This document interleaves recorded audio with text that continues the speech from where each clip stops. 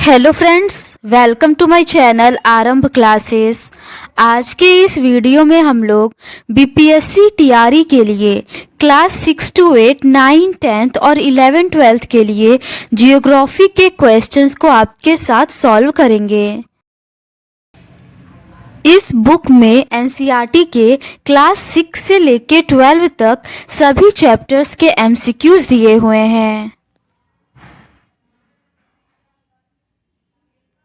इस बुक में BPSC TRE 1, 2, 3, DSSB TGT PGT, KVS TGT PGT, NVS TGT PGT, EMRS TGT PGT में कुल मिलाकर 91 क्वेश्चन पेपर के एनसीईआरटी बेस्ड क्वेश्चंस दिए हुए हैं। तो बिना देर किए चलिए आज का ये वीडियो शुरू करते हैं।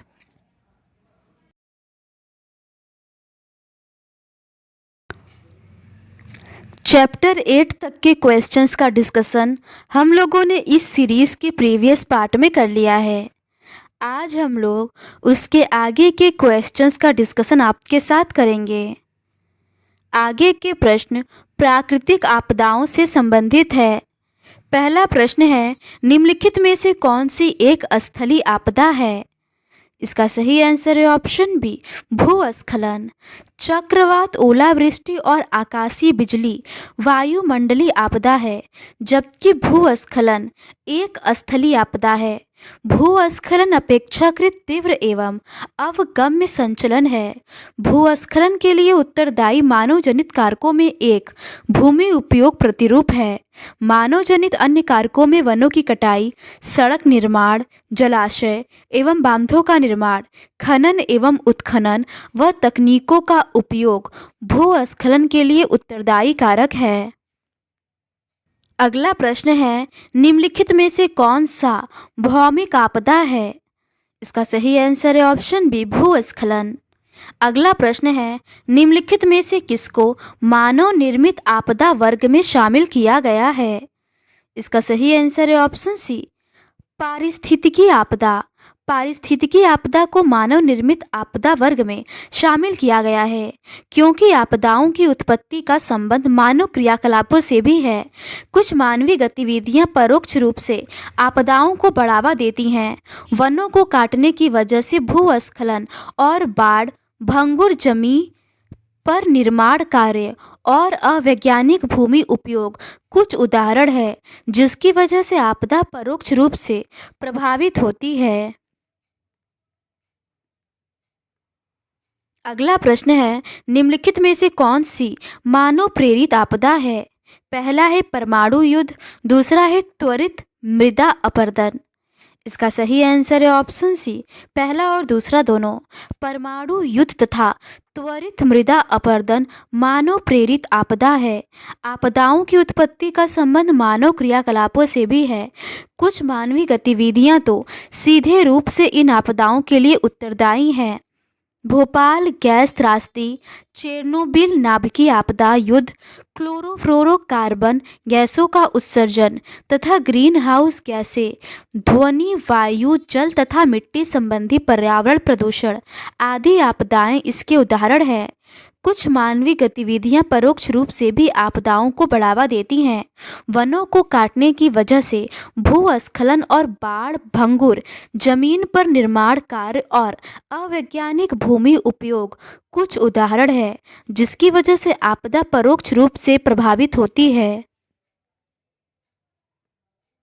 अगला प्रश्न है, सामान्य अर्थ के अनुसार आपदा जोखिम को के रूप में परिभाषित किया गया है। इसका सही आंसर है ऑप्शन बी, जोखिम सुभेद्यता। सामान्य अर्थ के अनुसार आपदा जोखिम को जोखिम सुभेद्यता के रूप में परिभाषित किया गया है। आपदा प्रायः एक अनपेक्षित घटना होती है जो ऐसी ताकतों द्वारा घटित होती है जो मानव के नियंत्रण में नहीं है। यह थोड़े समय में और बिना चेतावनी के घटित होती है, जिसकी वजह से मानव जीवन के क्रियाकलाप अवरुद्ध होते हैं तथा बड़े पैमाने पर जान माल का नुकसान होता है। अगला प्रश्न है, निम्नलिखित में से किसको मुख्यतः मानव निर्मित आपदा कहा जाता है? इसका सही आंसर है ऑप्शन ए आग को। प्राकृतिक बल ही आपदाओं के एकमात्र कारक नहीं है। आपदाओं की उत्पत्ति का संबंध मानव क्रियाकलापों से भी है। कुछ मानवीय गतिविधियां तो सीधे रूप से इन आपदाओं के लिए उत्तरदायी हैं, जैसे रासायनिक आपदा, आगजनी, ग्रीन हाउस गैसें का तीव्र उत्सर्जन आदि।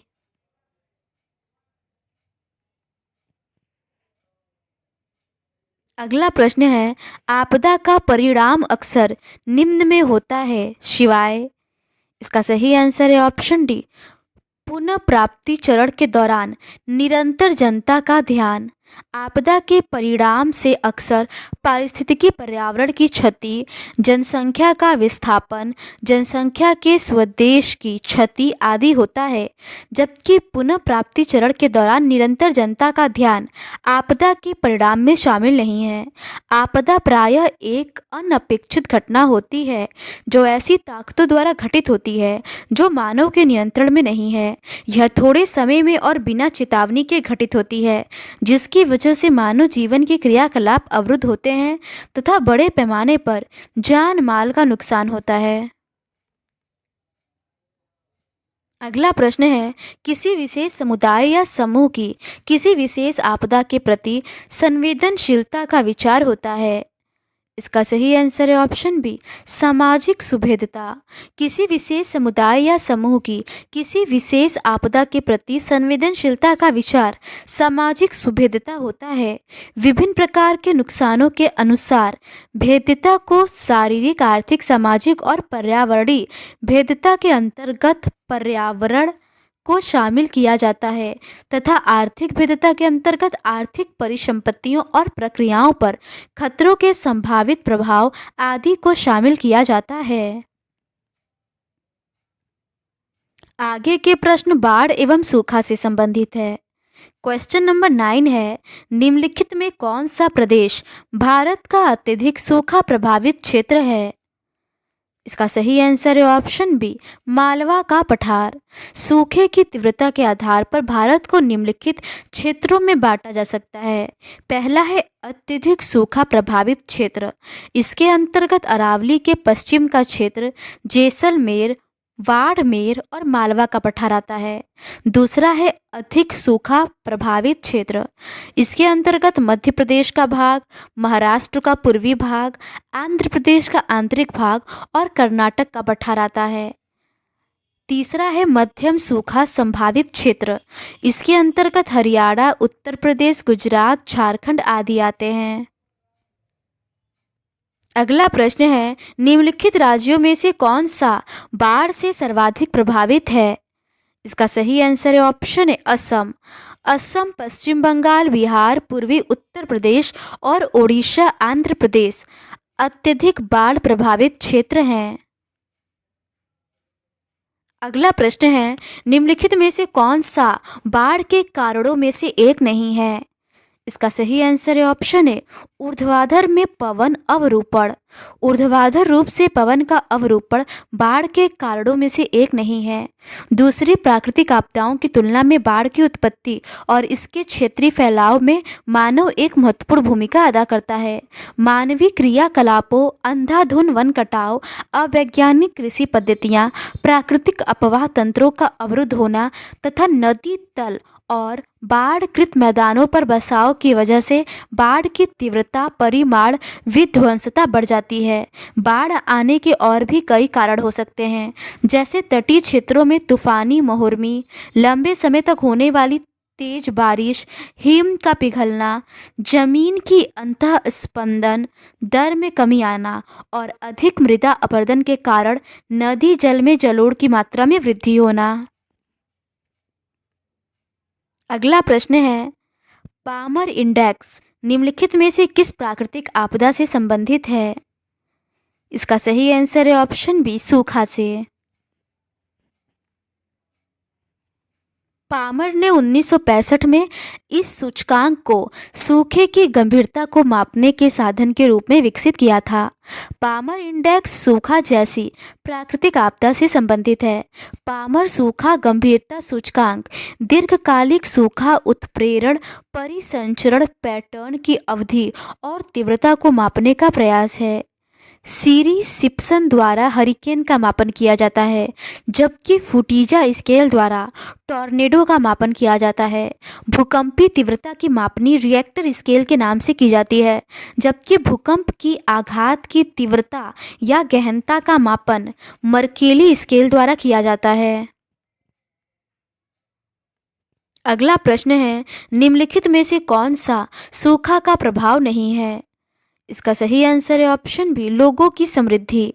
लोगों की समृद्धि सूखे के प्रभाव से संबंधित नहीं है, जबकि फसल विफलता, भूख और कुपोषण, आर्थिक कठिनाइयां आदि सूखे का प्रभाव है।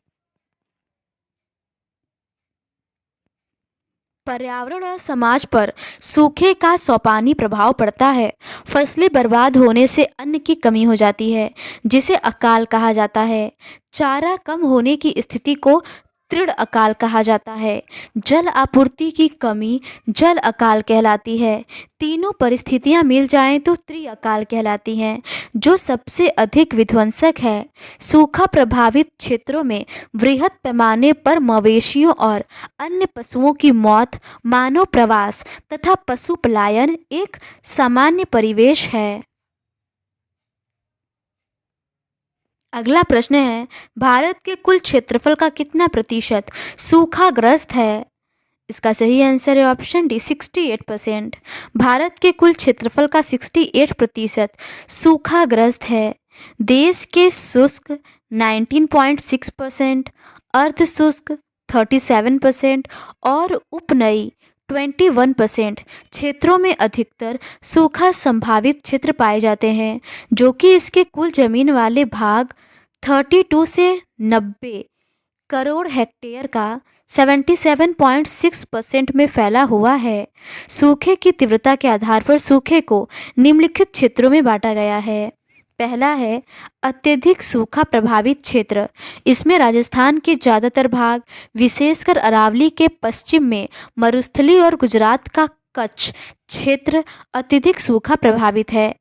अधिक सूखा प्रभावित क्षेत्र, इसमें राजस्थान के पूर्वी भाग, मध्य प्रदेश के ज़्यादातर भाग, महाराष्ट्र के पूर्वी भाग, आंध्र प्रदेश के अंदरूनी भाग, कर्नाटक का पठार आदि क्षेत्र शामिल हैं। तीसरा है मध्य सूखा प्रभावित क्षेत्र। इस वर्ग में राजस्थान का उत्तरी भाग, हरियाणा, उत्तर प्रदेश के दक्षिणी जिले, गुजरात के बचे हुए जिले आदि क्षेत्र शामिल है। अगला प्रश्न है, गतिविधि की गति के आधार पर किस खतरे को धीमा आक्रमण या ऑनसेट खतरा माना जाता है? इसका सही आंसर है ऑप्शन ए, सूखा को। गतिविधि की गति के आधार पर सूखा को धीमा आक्रामक या ऑनसेट खतरा माना जाता है। यह एक वायुमंडलीय आपदा एवं एक लंबी अवधि का खतरा है। सूखा ऐसी स्थिति को कहा जाता है जब लंबे समय तक कम वर्षा, अत्यधिक वाष्पीकरण और जलाशयों तथा भूमिगत जल के अत्यधिक प्रयोग से भूतल पर जल की कमी हो जाए। सूखा एक जटिल परिघटना है जिसमें कई प्रकार के मौसम विज्ञान संबंधी तथा अन्य तत्व जैसे वृष्टि, वाष्पीकरण, वाष्पोत्सर्जन, भौम जल, मृदा में नमी, जल भंडारण व भरण, कृषि पद्धतियां, विशेषतः उगाई जाने वाली फसलें, सामाजिक आर्थिक गतिविधियां और पारिस्थितिकी शामिल है। अगला प्रश्न है, निम्नलिखित वर्गों में से सूखा आपदा किसके अंतर्गत आता है? इसका सही आंसर है ऑप्शन ए, वायुमंडलीय। अगला प्रश्न है, निम्नलिखित में से कौन सा खतरा अचानक शुरू होने वाले खतरों के रूप में वर्गीकृत नहीं है? इसका सही आंसर है ऑप्शन सी, भूखमरी। अगला प्रश्न है, निम्नलिखित में से कौन सा एक लंबी अवधि का खतरा है? इसका सही आंसर है ऑप्शन बी, सूखा। अगला प्रश्न है, निम्नलिखित में से कौन सी एक धीमी ऑनसेट आपदा है? इसका सही आंसर है ऑप्शन ए, सूखा।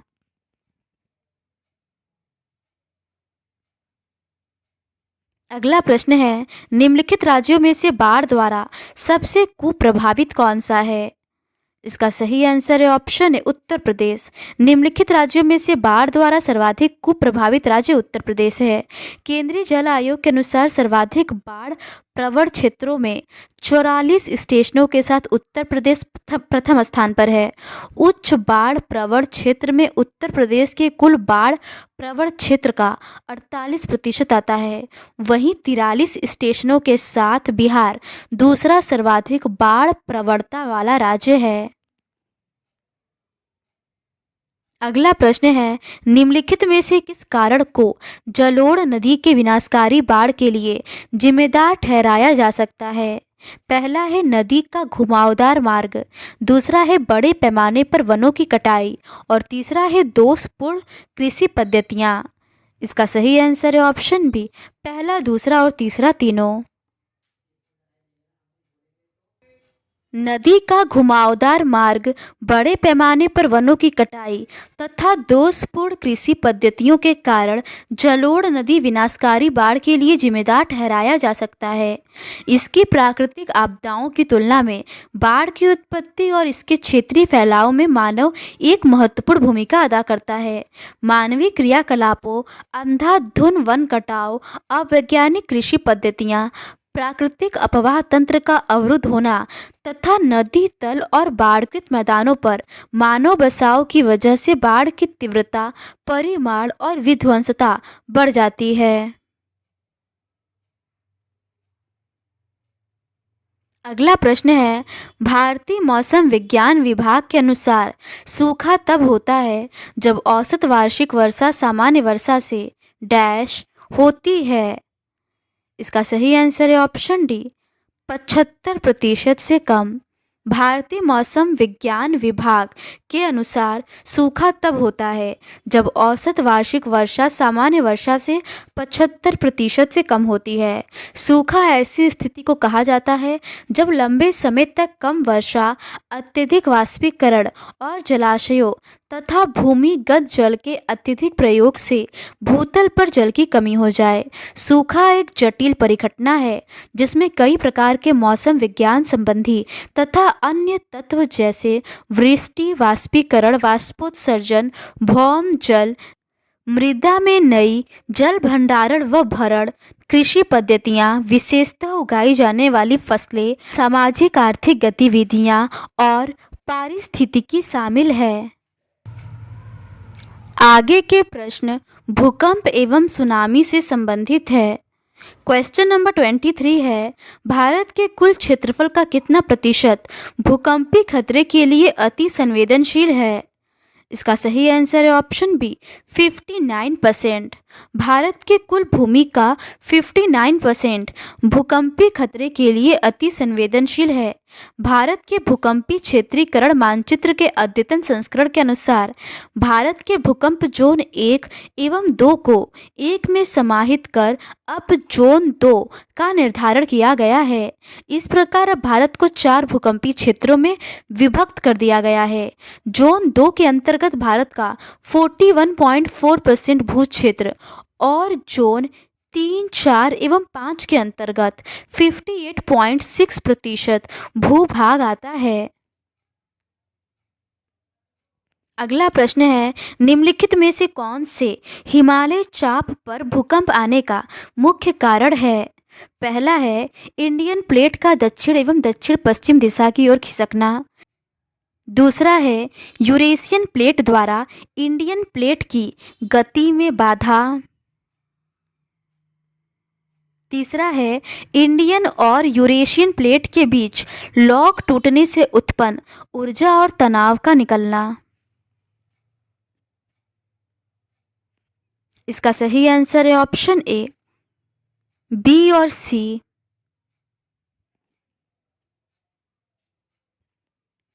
हिमालय चाप पर भूकंप आने का मुख्य कारण यूरेशियन प्लेट द्वारा इंडियन प्लेट की गति में बाधा है।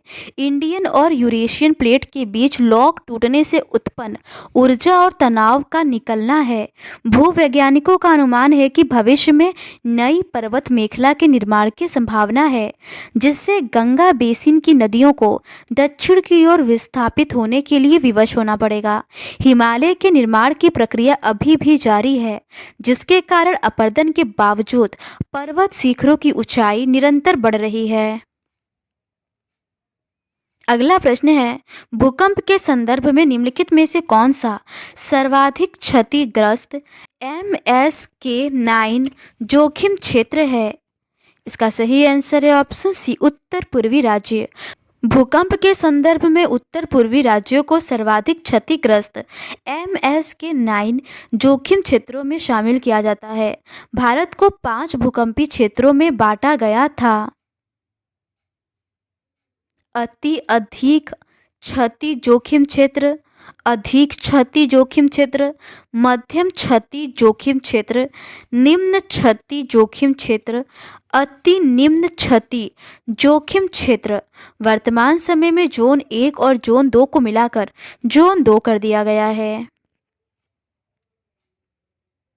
अगला प्रश्न है, भारत को ऐतिहासिक भूकंपीयता और मजबूत मैदानी गति के आधार पर क्षति जोखिम जोनों में विभाजित किया गया है।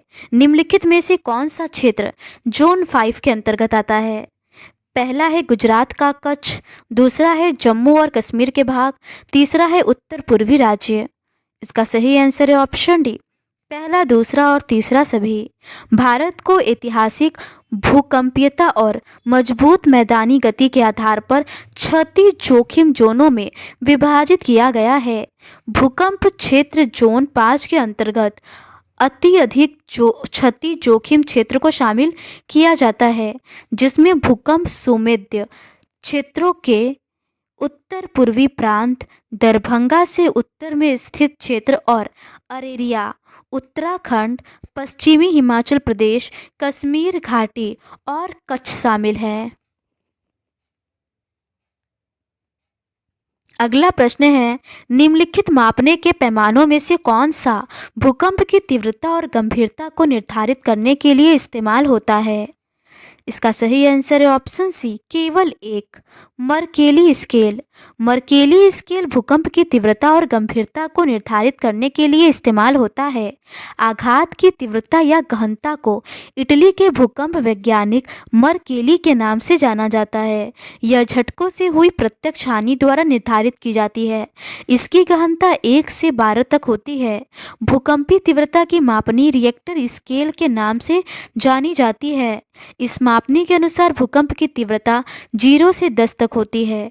सैफिर सिम्पसन स्केल एक रेटिंग स्केल है जो हरिकेन तूफानों को उनकी हवा की गति के आधार पर वर्गीकृत करता है।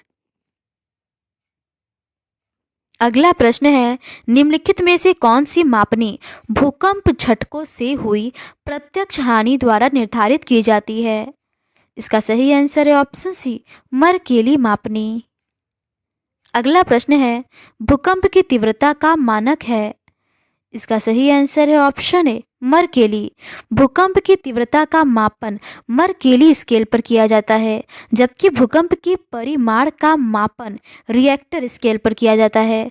वहीं सिस्मोग्राफ भूकंप का पता लगाने और उसे रिकॉर्ड करने के लिए प्रयोग किए जाने वाला एक उपकरण है। अगला प्रश्न है, द्वितीयक तरंगों के संबंध में निम्नलिखित में से कौन सा कथन सही है? पहला है, इन्हें अनुदैर्ध्य तरंगे भी कहते हैं। दूसरा है, ये तरंग तरल पदार्थ से नहीं गुजर सकती। तीसरा है, इसकी गति धरातली तरंगों से कम होती है। इसका सही आंसर है ऑप्शन ए, केवल 2। एस तरंग अनुप्रस्थ तरंगे होती हैं, जबकि पी तरंगे अनुदैर्ध्य तरंगे होती हैं। एस तरंगे केवल ठोस पदार्थ से गुजर सकती हैं, अर्थात ये तरंगे तरल पदार्थ से नहीं गुजरती हैं, जबकि पी तरंगे ठोस, तरल और गैस तीनों माध्यमों से गुजर सकती हैं। एस तरंगों की गति धरातली तरंगों से अधिक होती है, न कि कम। एस तरंगे प्रकाश सदृश तरंगे हैं, जबकि पी तरंगे ध्वनि तरंगों के समान गति करती हैं। एस तरंगे ऊर्ध्वाधर तल में तरंगों की दिशा के समकोण पर कंपन पैदा करती हैं, अतः ये जिस पदार्थ से गुजरती हैं उसमें उमार व गर्त बनाती हैं। अगला प्रश्न है, भूकंप में एक एस वेव या द्वितीयक तरंग केवल यात्रा कर सकती है। इसका सही आंसर है ऑप्शन सी, ठोस सामग्री में। अगला प्रश्न है, जब ऊपरी हिस्से में पृथ्वी की संग्रहित ऊर्जा अचानक मुक्त होती है तो किस तरह की आपदा आती है? इसका सही आंसर है ऑप्शन बी, भूकंप। जब ऊपरी हिस्से में पृथ्वी की संग्रहित ऊर्जा अचानक मुक्त होती है तो भूकंप जैसी आपदाएं आती हैं। यह एक प्राकृतिक घटना है। ऊर्जा के निकलने के कारण तरंगें उत्पन्न होती हैं जो सभी दिशाओं में फैलकर भूकंप लाती हैं। वह स्थान जहां से ऊर्जा निकलती है भूकंप का उद्गम केंद्र कहलाता है। इसे अवकेंद्र भी कहा जाता है।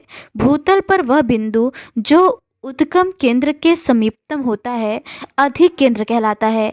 अधिक केंद्र पर ही सबसे पहले तरंगों को महसूस किया जाता है। अगला प्रश्न है, निम्नलिखित में से कौन सुनामी उत्पन्न करने के लिए उत्तरदायी प्रमुख कारकों में से एक नहीं है? इसका सही आंसर है ऑप्शन ए, एक क्षेत्र में बादल का जोर से फटना। एक क्षेत्र में बादल का जोर से फटना सुनामी के लिए उत्तरदायी कारक नहीं है, जबकि समुद्र तल में ज्वालामुखी विस्फोट, अचानक विवर्तनिक हलचलों के कारण समुद्र के नीचे बड़े पैमाने पर भूस्खलन तथा अभिसरण विनाशकारी प्लेटों का टकराव आदि सुनामी उत्पन्न करने वाले महत्वपूर्ण उत्तरदायी कारक है। भूकंप, ज्वालामुखी उद्गार या जल के नीचे भूस्खलन के कारण महासागरीय जल अत्यधिक विस्थापित होता है। इसके परिणाम स्वरूप 15 मीटर तक की ऊंचाई वाली विशाल ज्वारी तरंगें उठ सकती हैं, जिसे सुनामी कहते हैं। अगला प्रश्न है, निम्नलिखित में से कौन सा देश 2004 की सुमात्रा सुनामी से प्रभावित नहीं हुआ था? इसका सही आंसर है ऑप्शन डी, अफगानिस्तान। 26 दिसंबर 2004 को सुमात्रा सुनामी से प्रभावित देश श्रीलंका, थाईलैंड, भारत तथा हिंद महासागर के अन्य तटीय क्षेत्र थे, जबकि अफगानिस्तान में इस सुनामी का कोई प्रभाव नहीं था। 26 दिसंबर 2004 को हिंद महासागर में सुनामी तरंगों के कारण अत्यधिक विनाश हुआ। ये तरंगें उस भूकंप की तीव्रता की थीं जिनका अधिक केंद्र सुमात्रा की पश्चिमी सीमा पर था। इस भूकंप की तीव्रता रिएक्टर पैमाने पर 9 मापी गई थी। भारतीय प्लेट बर्मा प्लेट के नीचे धंस गई थी और समुद्र तल से अकस्मात गति उत्पन्न हो गई, जिस कारण यह भूकंप आया था। भारतीय सीमा का दक्षिणतम बिंदु इंदिरा पॉइंट, जो अंडमान निकोबार द्वीप समूह में स्थित है, पूरी तरह डूब गया। अगला प्रश्न है, निम्नलिखित किस महीने में सुनामी महाविपदा द्वारा भारत को घोर क्षति हुई? इसका सही आंसर है ऑप्शन सी, दिसंबर 2004। अगला प्रश्न है, सुनामी तरंगों की निम्नलिखित में से कौन सी विशेषता सही नहीं है? इसका सही आंसर है ऑप्शन सी, तटीय मैदान पर सुनामी की अधिकतम गति 20 किलोमीटर प्रति घंटा हो सकती है। एक सुनामी की तट के पास 20 किलोमीटर प्रति घंटे की गति हो सकती है, लेकिन यह अधिकतम गति नहीं है। सुनामी समुद्र की ओर ले जाने वाली नदियों और धाराओं की यात्रा कर सकती है। सुनामी दिन या रात किसी भी समय सभी निम्नवर्ती तटीय क्षेत्रों में आ सकती है। सुनामी के आने का प्रमुख कारण अंतःसागरीय भूकंप है। सुनामी जापानी भाषा का शब्द है जिसका अर्थ है पोताश्रय तरंगे। गहरे सागरों में सुनामी लहर की लंबाई सर्वाधिक होती है, परंतु सागर तट की ओर कम होती जाती है। महासागरीय जल की गहराई और सुनामी तरंग की गति में सीधा संबंध होता है। अगला प्रश्न है, निम्नलिखित में से सुनामी के आने के कारणों को ज्ञात कीजिए। पहला है भूकंप का आना, दूसरा है ज्वालामुखी उद्गार, तीसरा है भूस्खलन और चौथा है चंद्रमा का अपकर्ष। इसका सही आंसर है ऑप्शन बी, पहला और दूसरा, भूकंप का आना और ज्वालामुखी उद्गार। सुनामी, जिसे समुद्री तूफान कहा जाता है, इसके आने के कई कारण हैं, लेकिन प्रमुख कारण महासागरों में आने वाले भूकंप एवं ज्वालामुखी होते हैं। सुनामी जापानी भाषा का शब्द है। भूकंप और ज्वालामुखी से महासागरीय धरातल में अचानक हलचल पैदा होती है और महासागरीय जल का अचानक विस्थापन होता है। परिणाम स्वरूप ऊर्ध्वाधर ऊंची तरंगें पैदा होती हैं, जिन्हें सुनामी या भूकंपी समुद्री लहरें कहा जाता है। सुनामी जलीय आपदा से संबंधित है। तटीय क्षेत्रों में ये तरंगें ज़्यादा प्रभावी होती हैं और व्यापक नुकसान पहुंचाती हैं। सुनामी द्वारा जो अधिकतम क्षैतिज दूरी पहुंचती है, उनसे इनअंडेशन कहा जाता है। महासागर में जल तरंग की गति जल की गहराई पर निर्भर करती है। इसकी गति उथले समुद्र में ज़्यादा और गहरे समुद्र में कम होती है। परिणाम स्वरूप महासागरों में अंदरूनी भाग इससे कम प्रभावित होते हैं। अगला प्रश्न है, सुनामी द्वारा जो अधिकतम क्षैतिज दूरी पहुंचती है उसे डैश कहा जाता है। इसका सही आंसर है ऑप्शन डी, इनअंडेशन। अगला प्रश्न है, सुनामी किस वर्ग की तबाही से संबंधित है। इसका सही आंसर है ऑप्शन सी, जलीय तबाही। प्राकृतिक आपदाओं का वर्गीकरण इस प्रकार है। वायुमंडलीय आपदा में बर्फानी तूफान, तड़ित झंझा, तड़ित, टॉर्नेडो, उष्णकटिबंधीय चक्रवात, सूखा, पाला, लू, शीतलहर आदि आते हैं। भौमिक आपदा में भूकंप, ज्वालामुखी, भूस्खलन, हिमघाव, अवतलन, मृदा अपरदन आदि आते हैं। जलीय आपदा के अंतर्गत बाढ़, ज्वार, महासागरीय धाराएं, तूफान, महोर्मी, सुनामी आदि आते हैं।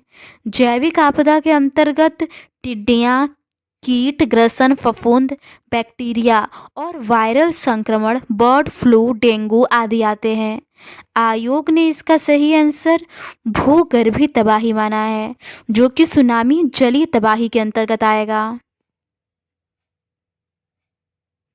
अगला प्रश्न है, आपदाएं 4 वर्गों में वर्गीकृत है। बाढ़ किस वर्ग के अंतर्गत आती हैं। इसका सही आंसर है ऑप्शन सी, जलीय। तो आज के इस वीडियो में बस इतना ही। बाकी के रिमेनिंग क्वेश्चंस का डिस्कशन हम लोग इस सीरीज़ के नेक्स्ट पार्ट में करेंगे।